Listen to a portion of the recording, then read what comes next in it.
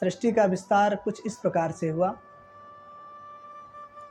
कि प्रकृति और पुरुष की साम्यावस्था में लय हो जाता है और वैषम्य अवस्था में सृजन होता है। प्रकृति और पुरुष जब पृथक पृथक हुए तो पुरुष ने प्रकृति को देखा, प्रकृति में पुरुष की दृष्टि का एक क्षोभ उत्पन्न हुआ जिससे महत तत्व की उत्पत्ति हुई। महत तत्व किसे कहते हैं? जब हम निद्रा में सो रहे होते हैं, हमें कुछ ख्याल नहीं रहता है, बेहोश रहते हैं, उसी को महत तत्व कहते हैं। जागृत अवस्था में जब हम होते हैं उसको अहम तत्व कहते हैं।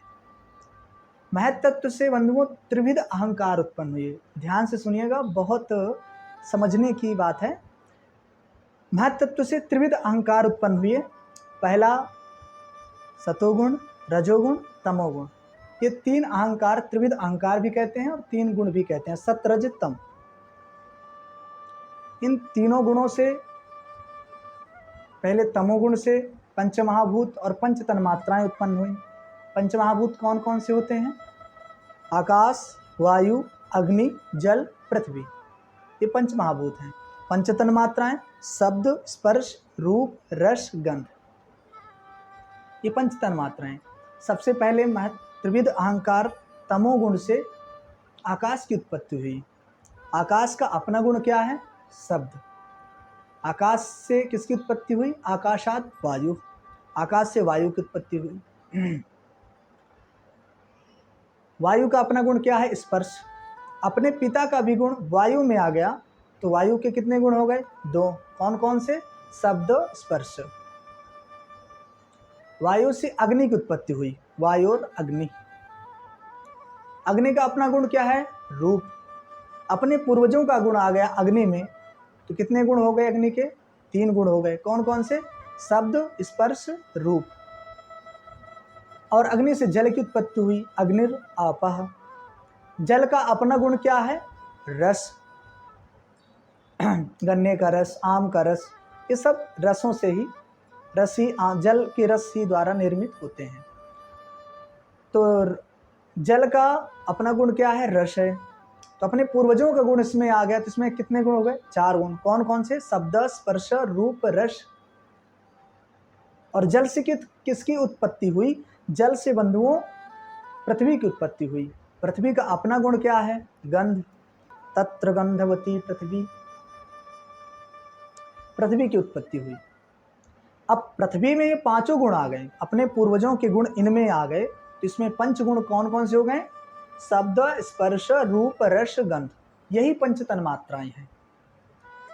अब समझिएगा, ये तो तमोगुण का सृजन हो गया। अब रजोगुण से क्या उत्पन्न हुए? पंच ज्ञानेंद्रियां, पंच कर्मेंद्रियां। पंच ज्ञानेंद्रियां वो हैं जिनसे हमें ज्ञान प्राप्त होता है और पंच कर्मेंद्रियां वो हैं जिनसे हम काम करते हैं। पंच ज्ञानेंद्रियां हैं आँख, कान, नाक, जीभ, त्वचा। और पंच कर्मेंद्रियां वो हैं जिससे हम काम करते हैं, हाथ, पैर, मुख, वायु उपस्थ, मल मूत्रेंद्रियां। अब जैसे आँख से हमें रूप का ज्ञान होता है, शब्द से हमें कानों से हमें शब्द का ज्ञान होता है, नाक से हमें गंध का ज्ञान होता है, जीभ से हमें रस का ज्ञान होता है, खट्टे मीठे स्वाद का ज्ञान होता है, त्वचा से हमें स्पर्श का ज्ञान होता है। ये पंच जो तन्मात्राएं थी वो पंच ज्ञानेंद्रियों द्वारा समझी जाती हैं, महसूस की जाती हैं। और पंच कर्मेंद्रियां भी हैं जिससे हम काम करते हैं, हाथ, पैर, मुख और मलमूत्रेंद्रियां जिनसे हम मलमूत्र का त्याग करते हैं, इंद्रियां उपस्थ। ये पंच ज्ञानेंद्रियां और पंच कर्मेंद्रियां, ये रजोगुण से इनका सृजन हुआ। अब सतोगुण से इनके देवता, इन इंद्रियों के देवता उत्पन्न हुए। हर इंद्रियों में देवता बैठे हुए हैं। इंद्रिय द्वार झरोखा नाना, हर देवता प्रबल रूप में बैठे हैं। मौका मिलते ही तुरंत कपाट को खोल देते हैं। जैसे आपको कहीं गंध मिलेगी तो आप तुरंत उस गंध को ग्रहण करने लगेंगे। कहीं आवाज़ मिलेगी तुरंत सुनने लगेंगे। तो ये जो हर इंद्रियों के देवता होते हैं, जैसे आँखों के देवता भगवान सूर्य हैं, कानों के देवता चित्रगुप्त हैं, हाथों के देवता देवराज इंद्र हैं, पद्मों के देवता, पैर के देवता भगवान विष्णु हैं, पैर के देवता भगवान विष्णु हैं। इसीलिए भागवत में जितने भी भगवत भक्त हैं, परीक्षित जी भी भगवान के चरणों का ध्यान करते हैं, क्योंकि भगवान विष्णु चरण में वास करते हैं। और इन इंद्रियों के देवता उत्पन्न हुए, और इन इंद्रियों के जो राजा हैं वो है मनीराम। मन भी सतोगुण से उत्पन्न हुए। जैसे हर सेनाओं का एक सेनापति होता है, उसी प्रकार इन इंद्रियों का एक सेनापति मन है। मन ही एक ऐसी चाबी है, इधर मोड़ दोगे तो, अगर संसार की तरफ मोड़ दिए तो बंधन, और भगवान की तरफ मोड़ दिए तो मुक्ति। मन अगर आपका कहीं और है तो आप कुछ भी करते रहो, आपको पता ही नहीं चलेगा। अगर मैं आपको इस विषय के बारे में बतला रहा हूँ, मन आपका कहीं और घूम रहा है, चला गया, तो आपके कुछ पल्ले नहीं पड़ेगा, सब कुछ व्यर्थ रहेगा। अरे यहाँ तक हो जाता है कि कुछ लोग घर के लिए जा रहे होते हैं और रास्ते में घर तो आगे निकल गया और हम पीछे रह गए, आगे निकल गए हम। जब किसी ने पूछा कि अरे भाई साहब कहाँ जा रहे हो, तब याद आया कि अरे हम तो घर जा रहे थे। तो सज्जन व्यक्ति ने कहा आंख बंद करके चल रहे थे क्या?